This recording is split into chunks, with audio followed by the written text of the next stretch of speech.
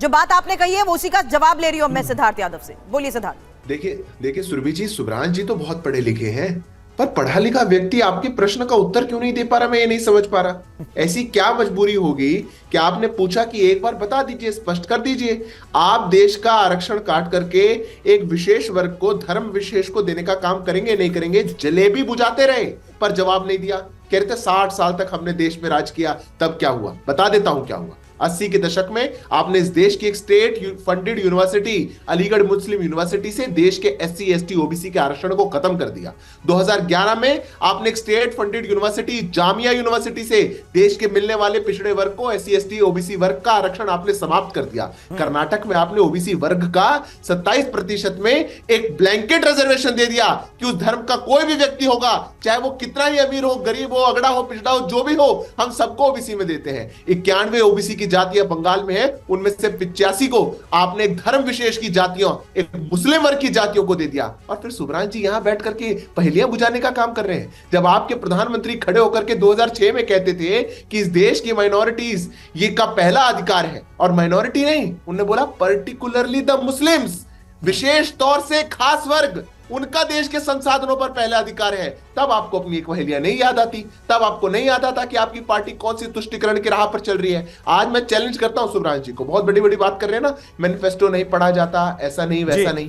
Congress party ने अपने manifesto में लिखा है, और सुब्रांश जी अगर चैलेंज को एक्सेप्ट करेंगे तो मैं पेज नंबर और पॉइंट नंबर के साथ बताऊंगा कि वो इस देश में जजेस की नियुक्ति धर्म के आधार पर करेंगे, स्कॉलरशिप्स धर्म के आधार पर देंगे, शरिया का प्रोटेक्शन करेंगे, एजुकेशन लोन युवाओं को धर्म के आधार पर देंगे। ये कांग्रेस पार्टी ने लिखा है। आप किसको इशारा देकर के वोट लेना चाहते हैं? आप किसकी और तुष्टीकरण करना चाहते हैं? आप कह रहे हैं कांग्रेस के घोषणा पत्र में भी वो इशारे आपको नजर आते हैं। प्रोफेसर धर्मेंद्र यादव हमारे साथ मौजूद हैं समाजवादी पार्टी से।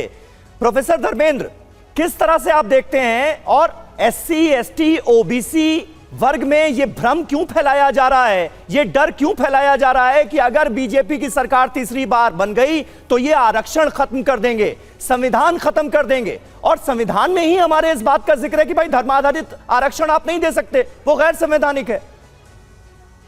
समीर जी, उत्तर प्रदेश में 69,000 शिक्षक भर्ती हुई, जिसमें पिछड़ों का हक योगी सरकार ने मार लिया। ये बात विपक्ष नहीं कह रहा है, ये बात राष्ट्रीय पिछड़ा वर्ग आयोग, भारत की संवैधानिक संस्था कह रही है। और जब उसकी बात भी नहीं माने योगी जी, तो अभ्यर्थी चले गए हाई कोर्ट। हाई कोर्ट ने भी कहा कि पिछड़ों का हक मारा गया है, उसको दीजिए। फिर भी पिछले 2 साल से अभ्यर्थी इको गार्डन लखनऊ में धरना प्रदर्शन कर रहे हैं, अपने छोटे बच्चों को लेकर के बैठे हैं कि साहब मैं पिछड़ा हूँ, पिछड़ी जाति से आता हूँ, गरीब हूँ, मेरा हक क्यों मारे, मुझे दे दो। लेकिन नहीं दिया।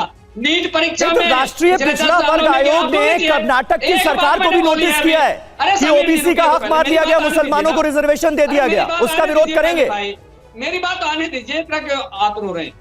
उसके बाद नीट परीक्षा में 11,000 OBC का पद खा गई भारतीय जनता पार्टी की सरकार, उसके बारे में बात नहीं कर रही भारतीय जनता पार्टी की सरकार। और सिद्धार्थ जी का चश्मा शायद नहीं निकल पाता है।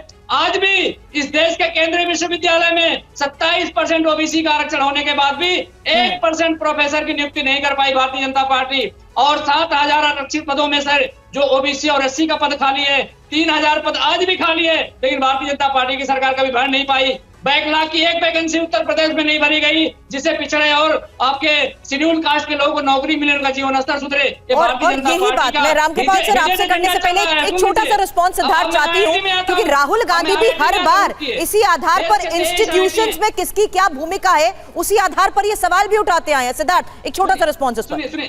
मैं छोटा सा जवाब ये दे देता हूँ धर्मेंद्र जी को, एक छोटी सी बात से एक्सपोज कर देता हूँ। जिस national commission for backward classes की बार बार बात कर रहे हैं ना धर्मेंद्र जी, जब उसको संवैधानिक दर्जा 2017 में हमारी सरकार दे रही थी, तो यही धर्मेंद्र जी की पार्टी थी जिन्होंने उसके खिलाफ वोट किया।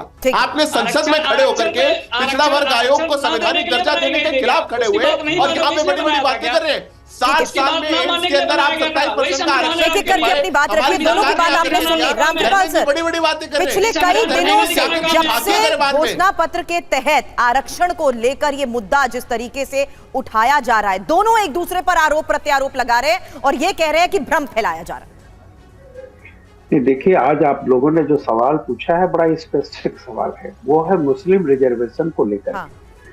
मुझे तो उम्मीद थी कि अपनी अपनी पार्टी के प्रवक्ता अपनी स्थिति को साफ करेंगे, क्योंकि यह संविधान में है कि धर्म के आधार पर इस देश में आरक्षण नहीं हो सकता।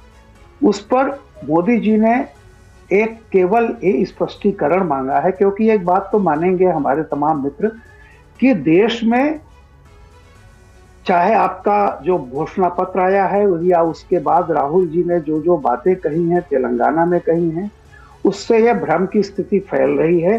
और उस भ्रम की पुष्टि की है पिछड़ा आयोग ने कर्नाटक को सवाल लेकर के। पिछड़ा आयोग ने बताया है कि वहां पर एक चोर दरवाजे से धर्म के आधार पर किया जा रहा है, हालांकि उसको धर्म नहीं कहा। आप किसी भी एक धर्म के सारे लोगों को पिछड़ा मान करके उनको घुसा देंगे तो ये भी तो एक चोर दरवाजे से धार्मिक आधार पर आरक्षण लागू करना ही हुआ ना। तो मोदी, सवाल सिर्फ इस बात का है कि क्या कांग्रेस की और समाजवादी पार्टी की ये डिक्लेयर करें कि जो संविधान में लिखा है इस देश में धार्मिक आधार पे आरक्षण नहीं दिया जाएगा, ये पार्टियां उसके समर्थन में है कि नहीं। मैं एक बात और कहूंगा, हमारे सुभ्रांश जी कह रहे थे, उन्हीं के रक्षा मंत्री, उन्हीं के पार्टी के भूतपूर्व रक्षा मंत्री A.K. एंटनी की कमेटी की रिपोर्ट आई थी। आपके ही पार्टी के एक बहुत वरिष्ठ नेता ने लिखा था कि कांग्रेस को सावधान होना चाहिए, उस पर यह देश में फैल रहा है कि वो मुस्लिम तुष्टीकरण में बहुत ज्यादा है, इसलिए उसको नुकसान हो रहा है। आप ही के पार्टी के इतने वरिष्ठ नेता ने आप ही को कहा था। और वो दिन और आज का दिन, मैं तो एक बात कर रहा हूं, आंध्रा में आपने खुलेआम पूरी कोशिश की 2004 से लेकर के अब तक मुस्लिम आरक्षण देने की, वो तो सुप्रीम कोर्ट और इस देश की अदालत ने आपको सफल नहीं होने दिया। ठीक है। तो आज की तारीख में अगर आप जनता से वोट मांगने जा रहे हैं, तो इस देश में ये दोनों राष्ट्रीय पार्टियों को बहुत साफ कहना चाहिए।